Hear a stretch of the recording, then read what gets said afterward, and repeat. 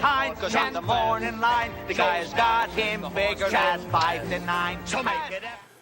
Hello, racing fans, and welcome to another edition of Handicappers Corner, brought to you by the Derby Bar and Grill. I'm Mike Heads, and along with Drew Forster, we're going to go through the 10 races on the Saturday, October 13th program at Hastings Racecourse. Only 2 racing days left. I got 10 races today on Saturday and 10 more on Sunday, so winding it down. Yeah, winding it down here. We're just about at the end, as Mike mentioned. 2 days left, but we're going on with a bang. Big fields and 10 races each day. A lot of horses running. There's going to be some big payouts. There's a pick 5 carryover into Saturday from last Monday, I believe. Yeah, that'll be interesting to see if that can get picked off. There will be some big prices. A couple of pick 5s. But we'll start off in race number 1 since we do have 10 races. Let's get right into it. We got some maiden 2,400. Don't see that very often.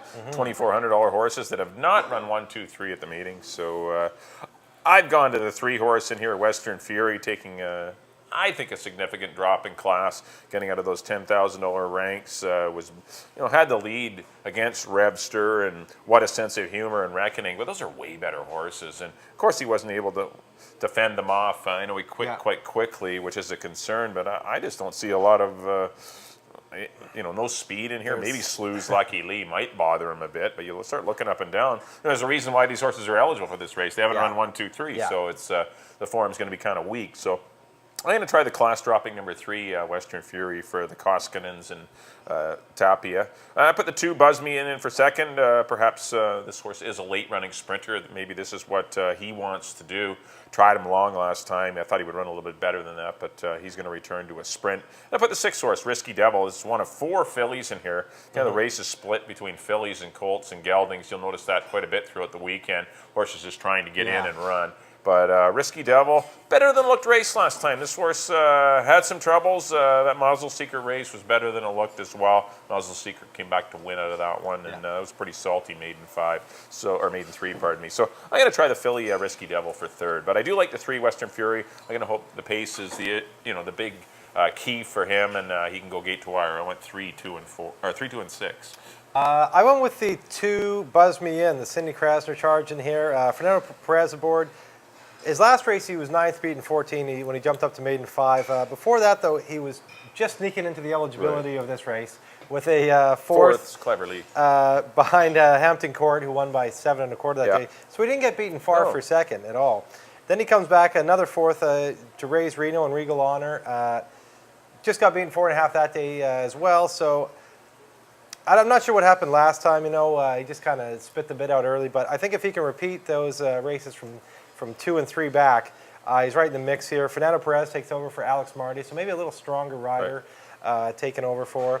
So I have him on top. The second spot, I put the 5, Mr. Sandman. Before you go on, I'm not too sure if he's eligible for this race. And that Randy Golding was mentioning it in the DRF because his horse has run second. No, not your horse, Mr. Sandman. Oh, Mr. Sandman. Mr. Sandman. It does have a he ran second for on maiden form. 3. Yeah. And I think this makes this horse ineligible, but do check the scratch boards. But the horse is eligible. I don't know how it can be, but if it is eligible, Lenore Dubois taking the taking a little edge. That a girl. Never hurts. If he is eligible, I got him in. I got him in. I got him for second. I don't even have him picked to win. He might not even be eligible. As you mentioned, he did run second a few starts back to excess dividend. He was another one that was, in the 4th spot, which, is a good spot to be in when you drop into these horses that haven't run 1, 2, 3. It's basically like you're 1-1, basically, facing these kind. And in third, I do have the filly Risky Devil I like that. in. Another horse was running better earlier on. Went up to Sandown for a start, came back here, and the switch from Mario Velasquez back to Antonio Reyes. Reyes and Jim Brown have had a lot of success this year, so I have them in for third. 2, 5, and 6 for me. On to the second, claiming 3,000, 3-year-olds and up. Another very competitive field, another 3-pager. A lot of horses to look at here. I ended up going with, speaking of Lenore Dubois, I went with her horse in here, True Grit. This one is definitely eligible. This one is, he's definitely eligible. Wide open 3,000. He's been running against tough horses all year long and had a win in there as well early on. But like last time he ran, only gotten beat 3 lengths to Queechy, Hornblower, Super Steve, way better horses. Before that, he was just beat 7 lengths by Hornblower. definitely been running tougher races. He's been, he dropped kind of down to that 7,500 level and was there for a while. Now he drops down to 3, trying to get a win to close out the meet. The recently hot Marnie Williams, who had a big weekend last weekend, takes over.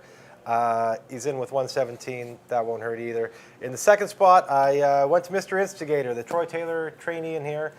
Coming off a win in his last start. That was a little while ago. That was about 6 weeks ago. But Troy's stats speak for themselves. They definitely know how to have one ready. That minute and 3/5 work on October 7th shows he's definitely ready. Very nice work for this kind of bunch. Amadeo Perez, lead rider, takes over. In the third spot, I have Tommy DeHorsey, another horse who ran much higher for most of his career. Just lately, the last month or 6 weeks, so he's dropped down into the lower claiming levels here and has made a lot of noise. Two wins out of 3, so he definitely fits in the $3,000 level. I have him in for third, 2, 8, and 6. Yeah, I agree with the 2-horse True Grit. I think he's the best horse in here, taking the edge down for 3,000. I know he returns to a sprint, but still, this horse can sprint. I like True Grit a lot. I put the 5-horse Northway in for second. I think him returning to a sprint will be a good thing. His best race this year was his one sprint run when he beat Gypsy Magic and Mobile Supreme. They were well clear, though, him and Gypsy Magic, and it was a good time. He's been routing ever since. He just missed one time to Good, Bad, and Ugly. He was caught up on a pretty fast pace and got into a little trouble last time. Actually, there was an inquiry. There was a rider's claim of foul on that one. But Fernando Perez will take over on Northway. I don't want to give up on this horse. I think this horse will run well, returning to a sprint. And I put the 8-horse Mr. Instigator in for third. I know he beat an easier group of $2,400 horses that had not run 1, 2, 3 at the meet and barely beat it, Hurry on Home. But still, it was a win nonetheless, and he might be able to parlay that into another good effort. But I definitely like the 2 True Grit. I went 2, 5, and 8. On to the third race. I got some $20,000 filly and mare maidens here, or filly maidens, pardon me, 2-year-olds. Going 6.5 furlongs. I'm going to go to the 6 Knickers. I've been freshened up. A couple of runs at the optional 40 level back in July. Didn't get away well in his debut, and then was 4 wide, going 3.5 furlongs. Then got on a wet, fast racetrack, and once again 4 wide. Maybe some chins popped out that day because I know the horse didn't run a yard, and the works are good. 102 and change out of the gate, a couple of 48s. This is not a tough maiden 20, so and I'm looking for a pace horse. Maybe Knickers can be the one that can get out there. Maybe Bother Blue Minnow, who's a horse that ran second last time, but it wasn't I don't think a highly regarded maiden 20. I like the horses coming down from 40. I put the 5-horse Locket in for second. Gets out of the, tried long last time. As you would expect with that pedigree, you'd think this filly would have run long, but the company was just a little too tough. She had running against the boys. She gets back in against the girls, and I wouldn't totally give up on her. I like her comeback work as well, and Fernando Perez. And I put Blue Minnow in for third. Good runner-up effort at this level, but I just think it's come up a little tougher with these maiden allowance droppers in here, like the 5 and the 6. So I'm going to give those 2 the top notch. I went 6, 5, and 4, but I particularly like Knickers with the blinkers on and returns off a freshening. I put Blue Minnow on top. I liked that run last time, and Always Red on Sunday shows up in one of the stakes this weekend and one of the 2-year-old stakes. So maybe it's enough. The 52 buyer looks good. Another 52 would probably win this race.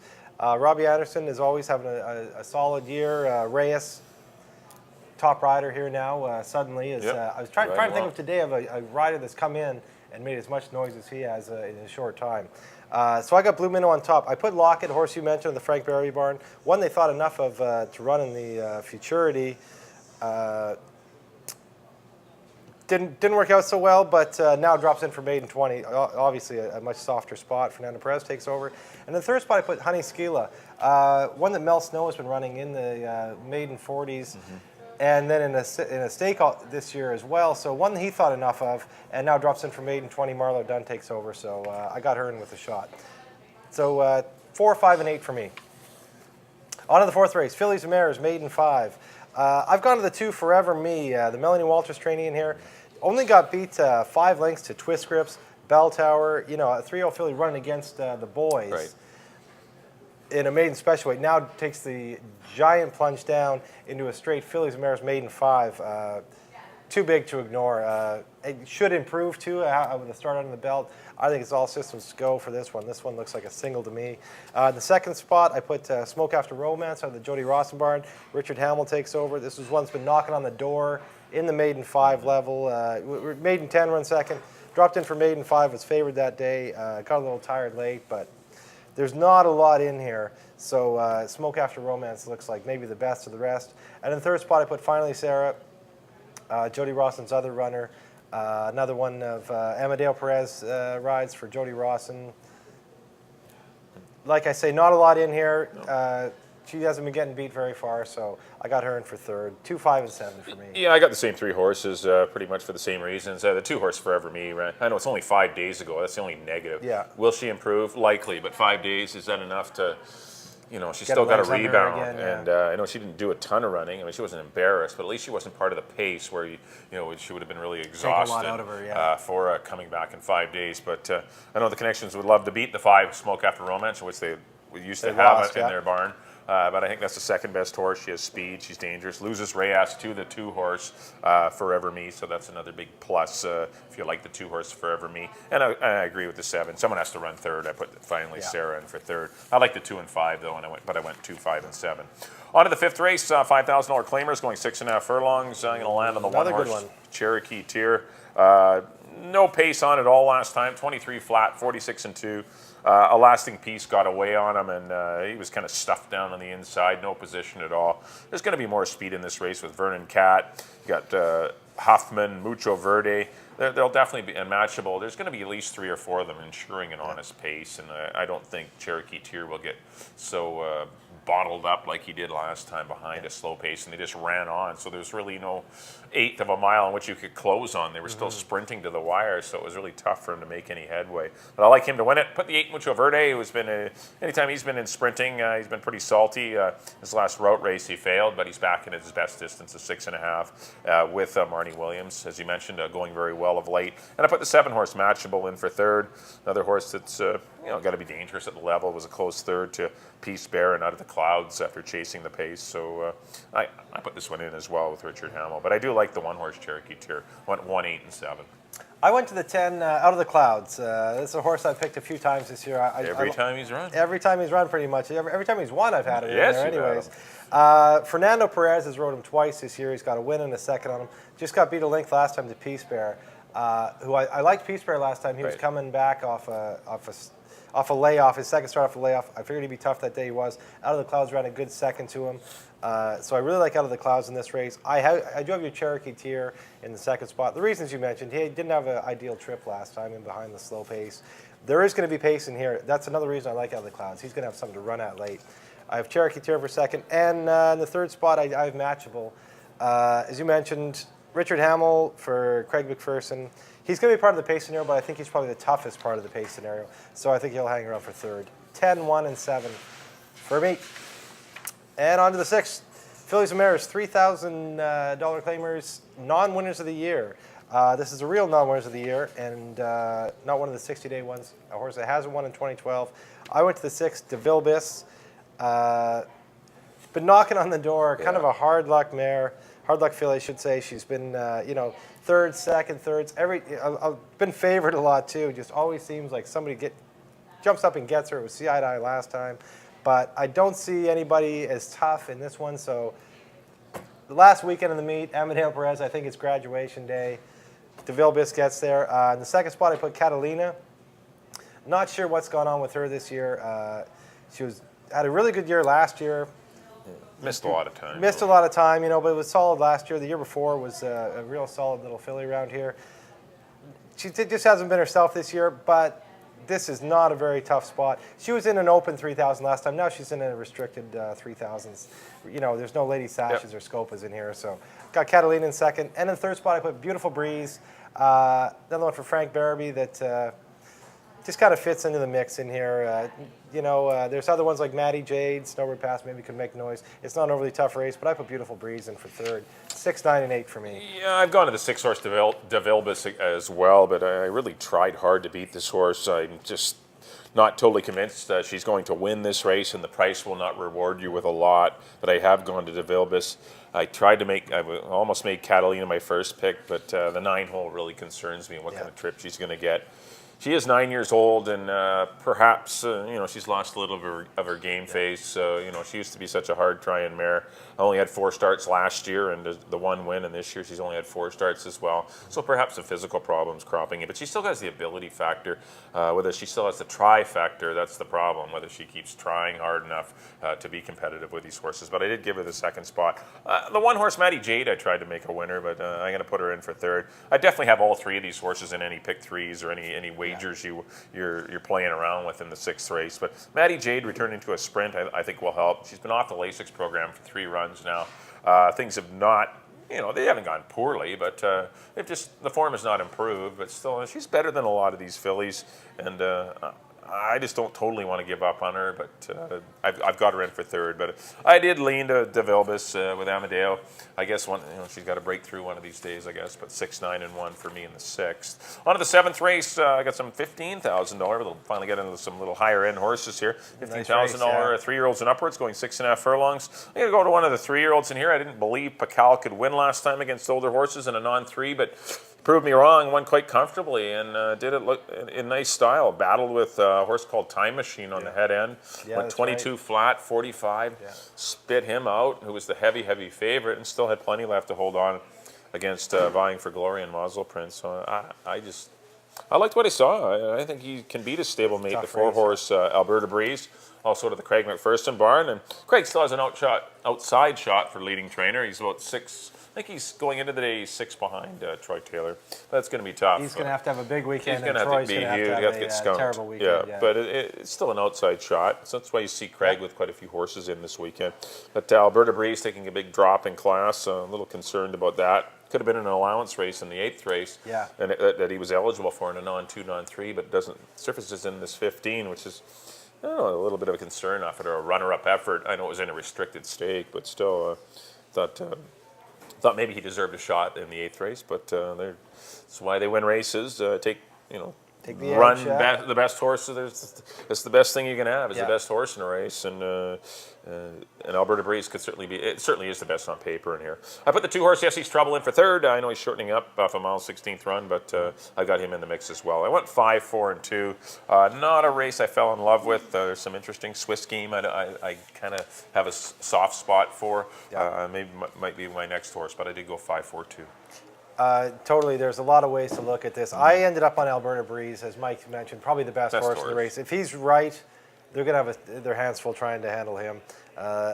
Leading rider, Amadeo Perez for Craig McPherson. The 2nd spot I put Yes He's Trouble. This is a horse that fits right in at this level. 2 starts ago when Alex Marty rode him, he moved him a little soon and got past late. He could have won that day, and then just comes back, gets beat ahead. So at this level, he is a very solid, honest horse out of the Jody Rawson barn. And in 3rd spot, I put my conundrum Double It. This is a horse I picked a lot of times this year, and he keeps disappointing me. Maybe the switch to Reyes kind of wakes him up a little bit.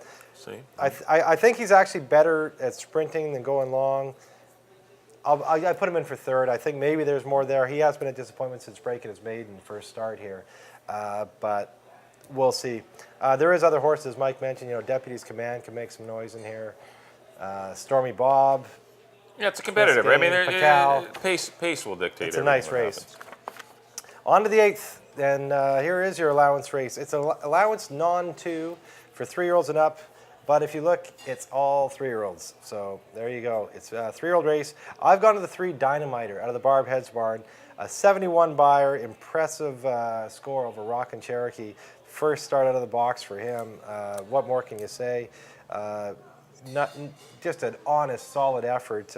Was right near the pace the whole way. Fought and got the better of a game, Rockin' Cherokee.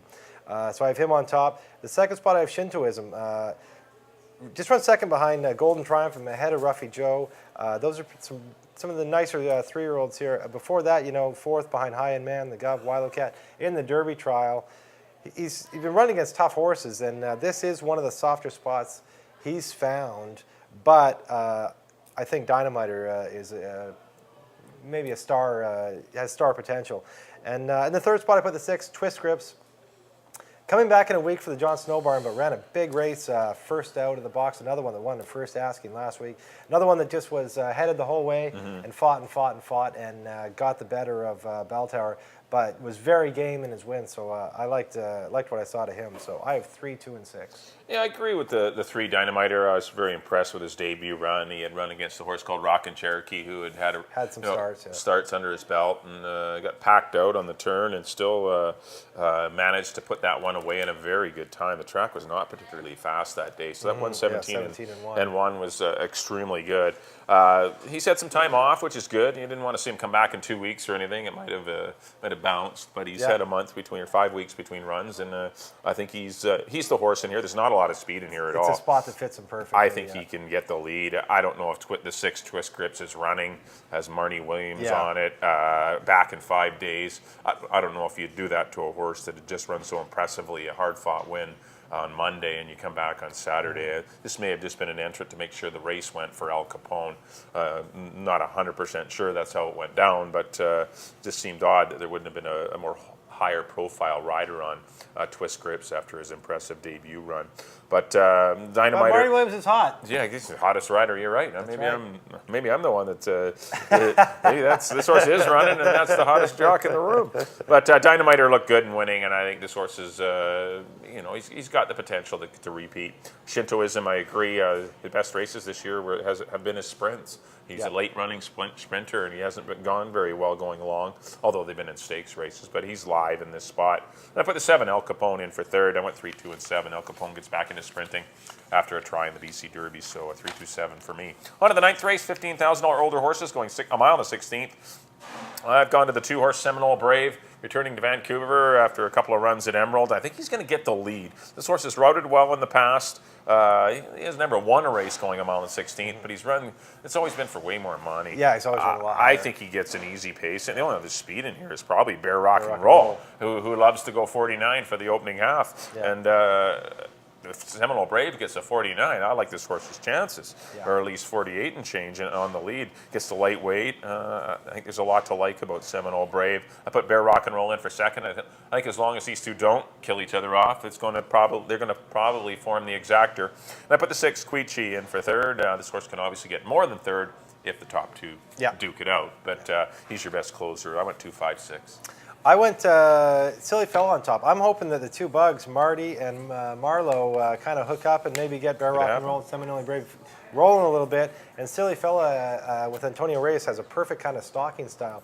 Just got beat a half length by Bear Rock and Roll last time when they went in 48. You know, so not much for him to run at. A little bit more pace, and I think Silly Fella has that nice kind of sit and stalk and pound style. He might get the win. Seminole Brave, as you mentioned, I think he could put Bear Rock and Roll away, but he might take enough out of him to give Silly Fella the advantage. So I have Seminole Brave in second and Bear Rock and Roll in third. But there's a lot of other, this is another very competitive field. You could look at Queechee, Roses for Ben, Wayland Jack. There's a lot of ways you could look at this race. But I went 1, 2, 5 in the 9th. And on to the nightcap, 3-year-olds and up, 7,500 non-3. And I've gone to the 8 Pasquero. A horse that's been running, in much higher races all year. Finally went down to that 7,500 non-3 level and made no mistake last time over Dillwyn and Little Brown Guy. Comes right back, gets Richard Hamill in the irons. I don't see any reason why he can't repeat here. In the second spot, I went way to the outside of the 12 Dillwyn. Another one that just always seems to hit the board in these kind of races, seconds and thirds. He gets Amadeo Perez. Amadeo's had a 4th and a 2nd on him, so he sticks with him. And in the third spot, I went down to the rail to the 2. The hot Andrell, he's won 2 in a row. Broke his maiden for 5, then the forward on 2. The 7,500 non-3 doesn't seem out of reach for a horse that's caught fire late in the game. He gets a little weight off with Alex Marty. 8, 12, and 2 for me. Yeah, I like the 8 Pasquero as well. This horse didn't get the best of trips last time. It was quite wide through the last half mile, but still. Maybe that's where that horse wants to be anyway, because sometimes when it's covered up, he has had some troubles earlier this year where he's got down inside and been kind of boxed stalled because he's a big, huge horse. Doesn't have a quick turn of foot. He's tough to slide in between horses. So, but Pasquero, definitely your horse to beat. Put the 9 Little Brown Guy in for second. He just did too much on the pace last time, and it cost him. He only got beat 1.25 lengths to Pasquero. But he was up there battling on the head end. There was quite a bit of interchanging of the leaders, and he was in play there, and it ended up undoing him in the last 16th of a mile as Pasquero galloped down by him. But once again, there was only a length and a quarter difference between the two, and a little bit weight off too. This horse packed 124 pounds last time. They bought the weight this time for 6,500, so it's only 120. That plays out big in the stretch. Yeah. And I give the 7-horse Muzzle Print a shot. This horse battled with Pacal early. Last time, the horse that's running in the 15,000 that I like, dropped back, came on again. His races have been deceivingly good as well for Muzzle Print, and I think he's worth following as long as the pace scenario isn't too crazy, especially with a horse like Oscar Award in the race, and Fei Ying, and Rossino down the inside, and even Andrell. The pace could be warm, and Muzzle Print's got to stay out of that. Can't get out there on the head end if he's going to win, but I still like this horse to run in the try. I went 8, 9, and 7. Well, that'll do it for the analysis of this marathon 10-race Saturday program for October the 13th at the beautiful Hastings Racecourse. Next up on screen will be a quick recap of our 10 selections. We'll start off with myself. Back in race number 1, I went to the 3-horse Western Fury, trying to get Yarmo and Pam Koskinen a winner. 3, 2, and 6. In the second race, I went to the 2, True Grit, 2, 5, and 8. Third race, I went to the 6, Knickers, 6, 5, and 4. In the fourth race, number 2, Forever Me on the class drop, I went 2, 5, and 7. In the fifth race, number 1, Cherokee Tier, hopefully for clear running. Didn't get much of luck in the trip last time to Cherokee Tier, so I'm going to try and get him a win, 1, 8, and 7. Sixth race, number 6, DeVilbiss, so I went 6, 9, and 1, probably the least I like on the card, but definitely think you need a few horses in that race. In the seventh, I went to the 5, Pacal, 5, 4, 2. In the eighth race, number 3, Dynamiter, 3, 2, and 7. In the ninth race, number 2, Seminole Brave, back at Hastings, I went 2, 5, and 6. And in the 10th and final, I went to the 8, Pasquero, 8, 9, and 7. And on to my picks. There we go. In the first race, I went to the 2, Buzz Me In over the 5 and 6. In the second, I went to the 2 again. It's a 2-2 daily double, True Grit over the 8 and the 6. In the third race, I went to the 4, Blue Minnow over the 5 and the 8. In the fourth, the 2 again, Forever Me over the 5 and the 7. In the fifth race, I went to the outside, the 10-horse, Out of the Clouds over the 1 and the 7. In the sixth, I went with number 6, DeVilbiss over the 9 and the 8. In the seventh, I went to the 4, Alberta Breeze over the 2 and the 3. In the eighth, the second-time starter, number 3, Dynamiter over the 2 and the 6. In the ninth, I went with the 1, Silly Fella over the 2 and the 5. And in the nightcap, I agree with Mike on number 8, Pasquero over the 12 and the 2.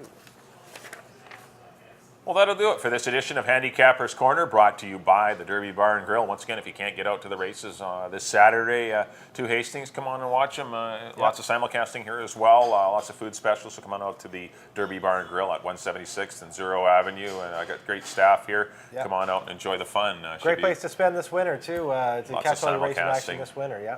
And we got brunches coming up on Sundays. We got the brunch special, $15.99 Sunday brunches. You should have seen the spread this last Sunday. Very impressive. Well worth your money. Come out on a nice Sunday, watch the races. But 10 races on tap today at Hastings, 150 the first post. So get on out to Hastings. As I said, if you can't make it there, come on out here to the Derby Bar and Grill. On behalf of Drew, I've been Mike. Good luck in your Saturday selections. We'll see you one more time for Handicappers Corner for the Sunday edition, closing day at Hastings. I tell you, Paul Revere. Now this is no bum steer. It's from a handicapper that's real sincere. I'm picking Valentine, cause on the morning line, the guy's got him figured at 5 to 9. So make it F and 10. He wins by a half. According to this here in the telegraph.